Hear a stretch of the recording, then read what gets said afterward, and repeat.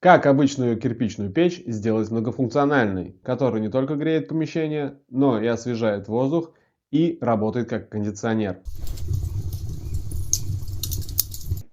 Всем привет! Хочу поделиться с вами системой, которую я назвал «Свежий воздух, теплый пол», которую я внедрил у себя дома в кирпичную печь.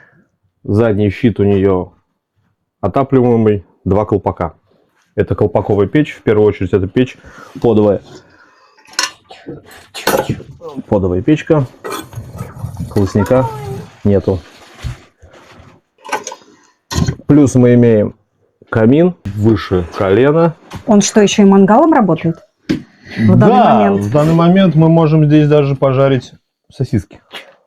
Что характерно для нее? В первую очередь, это мы имеем отопительную печь с сварочной поверхностью, отопительный щит и камин одновременно в одну трубу. Я покажу вам на примере обычной кирпичной печи, схематично на доске. Печь работает как рекуператор, приточно-вытяжная вентиляция, и как кондиционер в летний период. Расскажу подробнее, как это выглядит. Суть печи камина в том, что мы в нее вложили вентиляционный канал, который дает свежий воздух. Вот здесь вот, если вы видите, здесь канал, который воздух засасывает с улицы. На улице есть труба выведена 110-я канализационная, она поднята под кровлю, чтобы в нее осадки не падали. Сюда выходит свежий подогретый воздух. Этот канал идет вдоль отопительного щита, внизу, и идет снизу первой камеры догорания газов под первым колпаком.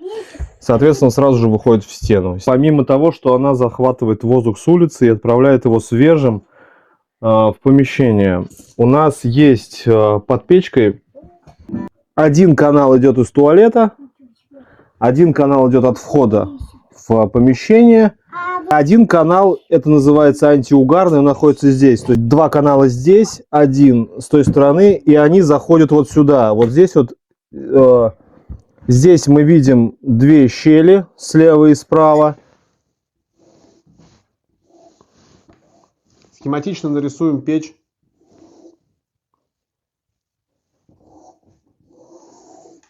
Это пол, фундамент под печью, топочная камера, дымоход, тело печи.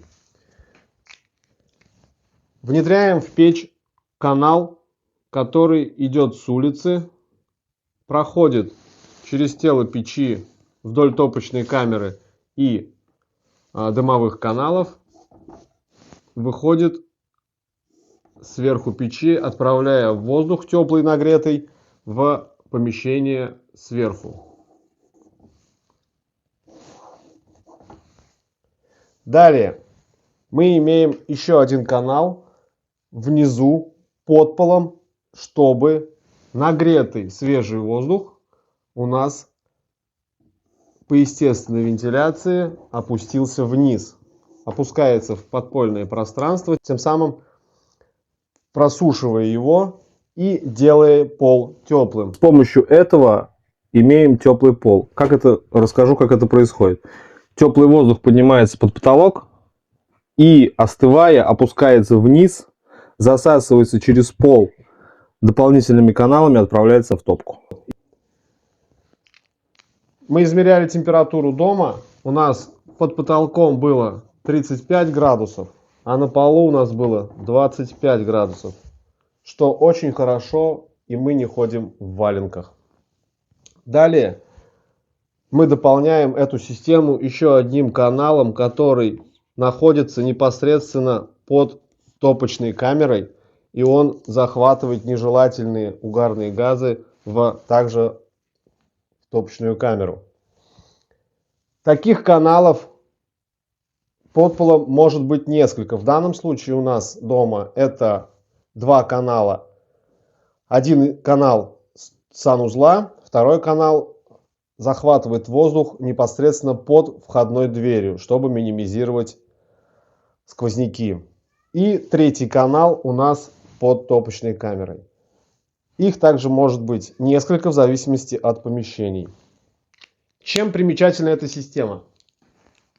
Тем, что в летний период печь работает как кондиционер, также захватывая воздух с улицы теплый, она его охлаждает через тело печи, потому что печь в летний период она прохладная.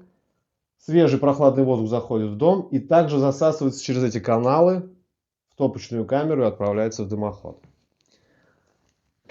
Какие плюсы? Мы имеем свежий воздух, мы имеем теплый пол и мы имеем сухой подпол. Также данная система может устанавливаться при любом исполнении фундамента. Свайный, монолитная плита, лента.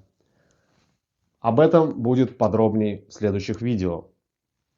Также данная система в кирпичной печи работает хорошо в бане, где воздух равномерно распределяется и прогревается во всех помещениях бани. Я занимаюсь проектированием данной системы и внедрением ее в кирпичные печи. По созданию проекта системы «Свежий воздух в теплый пол» пиши в комментариях «Хочу также», обсудим детали. Подписывайся на мой канал «Печи дяди Вани для дома и бани». Дальше больше и интересней. Пока!